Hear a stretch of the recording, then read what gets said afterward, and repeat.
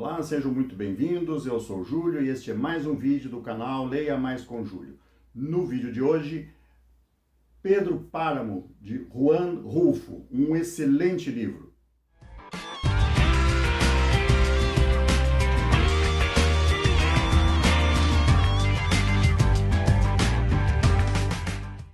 Pedro Páramo é o único romance de Juan Rulfo. Foi publicado em 1955 e influenciou muito, uma obra muito importante para a literatura latino-americana. Para vocês terem uma ideia, aqui na capa do livro diz o seguinte: a leitura profunda da obra de Juan Rulfo me deu, enfim, o caminho que buscava para continuar meus livros. Gabriel Garcia Marques. O Gabriel Garcia Marques admitiu em entrevistas e em seus escritos que foi fundamental para ele ter escrito 100 Anos de Solidão, a leitura de Pedro Páramo. Então, assim, é um livro importantíssimo para a literatura latino-americana. Entre outros fãs do Juan Rulfo, admiradores declarados, nós temos Mário Vargas Llosa e Jorge Luis Borges. Então, para vocês verem, era um escritor que realmente muito importante, apesar de ter escrito um único romance e um livro de contos chamado Chão em Chamas. Nesse livro nós vamos encontrar um narrador principal chamado Juan Preciado. O Juan Preciado, aqui no primeiro parágrafo do texto, já dá para nós entender o que vai acontecer qual era a missão dele. Veja bem, vim a Comala porque me disseram que aqui vivia meu pai, um tal de Pedro Páramo. Minha mãe me disse e eu prometi que viria vê-lo assim que ela morresse. Apertei suas mãos em sinal de que faria isso, pois ela estava morrendo e eu decidido a prometer tudo. Não deixe de ir visitá-lo, recomendou ela. O nome dele é assim e assado. Tenho certeza que ele vai gostar de conhecer você. Então não tive outro jeito a não ser dizer a ela que faria isso, e de tanto dizer, continuei dizendo, mesmo depois que minhas mãos tiveram trabalho para se safarem de suas mãos mortas. Antes ainda, ela tinha me dito: não peça nada a ele. Exija o que é nosso, o que ele tinha que ter me dado e não me deu nunca. O esquecimento que nos deixou, filho, você deve cobrar caro. Vou fazer isso, mãe. Então, o nosso herói, depois do falecimento da mãe, não se sabe quanto tempo depois, ele vai até a cidade onde vivia o pai dele para procurá-lo, para conhecê-lo. Era uma localidade chamada Comala, que fica no sertão mexicano, bem nos cafundós do Judo, uma cidade assim no meio do nada. E ele vai nessa viagem, então, e está chegando a caminho da cidade, ele encontra uma pessoa, um homem, e pergunta: onde fica Comala? Ele diz: eu estou indo para lá, fica nessa direção aqui. Então foram conversando, caminhando, assim. E aí o companheiro de viagem perguntou para ele da seguinte forma: mas que mal lhe pergunte o que o senhor vai fazer em Comala? Ele diz: eu vim à procura de meu pai, um tal Pedro Páramo. E o viajante também disse assim: mas que interessante. Quem diria, que interessante, Pedro Páramo, pois ele também é meu pai. De certa forma, aqui em Comala, todos somos filhos de Pedro Páramo. E eles foram indo, conversando, um pouco se distanciavam, um pouco chegavam, conversando amenidades, e chegaram a perguntar, eu disse assim: mas que calor faz aqui, né? Eles: calor, você vai ver. Olha como ele retrata isso. Faz calor aqui, eu disse. Pois é, mas isso não é nada, respondeu o outro. Fique tranquilo. Quando chegarmos a Comala, o senhor vai ver o que é calor. Aquilo fica em cima das brasas da terra, bem na boca do inferno. Digo eu que muitos dos que morrem por lá, quando chegam ao inferno, voltam para buscar um cobertor. Isso me faz lembrar, agora fora do nosso assunto aqui, me faz lembrar a cidade em que eu nasci e onde eu vivo, que é Porto Alegre, que, pelo amor de Deus, gente, isso aqui é muito calor no verão. É um absurdo que é de quente. Nós, carinhosamente, aqui em Porto Alegre, usamos o termo forno alegre no verão. Então, o Juan Preciado segue lá pelas tantas sozinho à procura para encontrar, para chegar nessa cidade, mas o viajante orientou ele que quando chegasse em Comala, ele procurasse uma determinada senhora. Deu a descrição da casa, ficava numa esquina, assim assado. E ele foi lá e encontra essa senhora, e antes que ele se apresentasse, a senhora chamou ele pelo nome e disse assim: eu estava esperando que você viesse. A sua mãe me disse que você viria. E ele disse: mas não pode, a minha mãe já faleceu. Não, mas eu falei com ela ainda ontem e ela me disse que você viria. Eu estava te esperando e tenho aqui umas acomodações para você. E levou ele por uma casa muito estranha, com corredores escuros, onde tinham quartos, mas não havia janelas, não havia nada, eram umas celas assim vazias. Esse aqui está o teu lugar, você aqui que você vai ficar. E ele achou aquilo tudo muito estranho, tudo era muito estranho naquela cidade. Aí no dia seguinte, quando ele saiu, ele viu que era uma cidade fantasma. Uma cidade onde existia, lendo o texto, me lembra muito aquelas cidades que a gente via nos filmes de faroeste, com aquelas vegetação seca, rolando, ventando, portas batendo.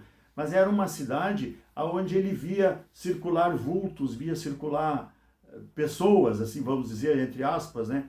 Na realidade era uma cidade vazia, abandonada, mas habitada por fantasmas. Então todo que andava ali, tudo que ele via, com todos que ele conversava aqui e acolá, eram fantasmas, eram gente que já havia morrido. Então ele se deu conta que naquela cidade todos já haviam morrido.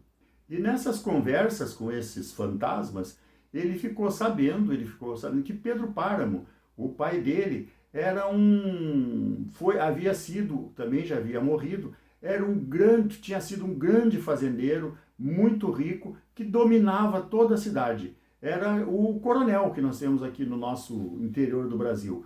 Ele possuía uma fazenda, onde ali havia plantação, então a comida toda do povoado saía dali, os empregos todos eram ali, e ele realmente havia tido muitos filhos, porque ele praticamente engravidou metade da cidade, tinha metade das moças da cidade, das mulheres da cidade, haviam tido filhos dele, filhos bastardos. E ele era um homem que subjugava aquele povo com mão de ferro. Ele mandava soltar, mandava prender, ele era o dono da situação toda lá. Enfim, com o fechamento da fazenda, todos passam fome, necessidade, muita miséria, mas não vão embora, ficam ali naquela cidade. Então todos sofreram na mão de Pedro Páramo. E isso vem ser uma crítica velada à Revolução Mexicana, que muito prometeu à sua população, principalmente a população rural, e nada fez. Nós vamos também aqui encontrar nessa história uma crítica muito forte à igreja corrupta que existiu no México naquela época, na figura de um padre, o padre Renteria, que era o pároco do local lá. Então ocorre que o Pedro Páramo havia tido um filho, tá, que ele havia reconhecido legitimamente, e esse filho era tal igual ao pai. Ele também aprontava todas, ele estuprava, ele matava, ele fazia e acontecia lá tendo as costas quentes pela autoridade do pai. Ocorre que ele tinha cometido um crime, ele havia matado um irmão do padre Renteria e estuprado a sobrinha do mesmo padre. Então, ele morreu. Depois, esse filho do Pedro Páramo foi assassinado numa briga. E o Pedro Páramo veio até o padre pedindo para rezar uma missa para o filho dele. E o padre se negou a rezar, porque esse filho falecido do Pedro Páramo havia matado o seu irmão, estuprado a sua sobrinha, havia feito um mal enorme para a família do padre. Ele se negou, não queria rezar essa missa, oferecer esse sacramento. Ocorre que o Pedro Páramo, então, ofereceu muito dinheiro ao padre Renteria, e o padre Renteria ficou naquela: agora, eu vou contra os meus princípios, ou eu pego esse dinheiro que eu estou precisando, a igreja está precisando, preciso fazer obras na igreja. Ele pega o dinheiro e reza a missa para o filho do coronel. E ele, por esse ato, ato corrupto, por essa, enfim, aí nós ficamos na dúvida se foi para a necessidade dele, se foi ganância, o que foi, ele é punido pelos seus superiores eclesiásticos. E ele fica proibido de dar absolvição às pessoas. Então, a partir daí, todo mundo que morre naquela cidade morre sem ser absolvido, sem ser perdoado, e por isso vai morrendo, eles vão morrendo e ficando por ali, eles vão arrastando aquelas culpas, enfim, todos aqueles arrependimentos, eles não têm absolvição, eles ficam vagando por ali. Então a cidade fica povoada, digamos assim, de fantasmas, aonde ninguém vai ao céu, digamos assim, sabe? E ficam ali assombrando aquela cidade toda. Então nós temos nessa história uma cidade fantasma, onde todos haviam morrido, todos arrastando as suas culpas de crimes, de ciúmes, de estupros, de parricídios, enfim, toda série de coisas arrastando por as suas misérias, suas mazelas pela cidade, sem ter tido, por não ter tido absolvição. Então é um texto curto, maravilhoso. Esse autor, aqui em palavras do tradutor, Juan Rulfo era um obcecado pelo corte, pelo polimento final, pelo secar de um texto até reduzi-lo à mais rigorosa exatidão. E agora, nas palavras do próprio Juan Rulfo, ele diz o seguinte: no começo, você deve escrever levado pelo vento, até sentir que está voando. A partir daí, o ritmo e a atmosfera se desenham sozinhos. É só seguir o voo. Quando você achar que chegou aonde queria chegar, é que começa o verdadeiro trabalho: cortar. Cortar muito. Também dizia com ênfase que em literatura pode-se mentir. O que não se pode é falsificar. Então é um texto curto, um livro maravilhoso. Nesse texto não tem tempo, não tem... é todo entrecortado, e você vai lendo e juntando esse quebra-cabeça. Agora, tem um detalhe: no momento que você entende a história, que ela se encaixa na cabeça do leitor, tu não consegue mais parar de ler. Então é um livro para ser lido, para ser relido, são pequenos, tem 150 páginas, mas maravilhoso. A recomendação de Gabriel Garcia Marques, dizendo que esse texto foi fundamental para ele escrever 100 anos de solidão. Então, se ele acha isso, se o Gabriel Garcia Marques achou isso, então, meu Deus do céu, olha, é um livro imperdível para se ler, tá?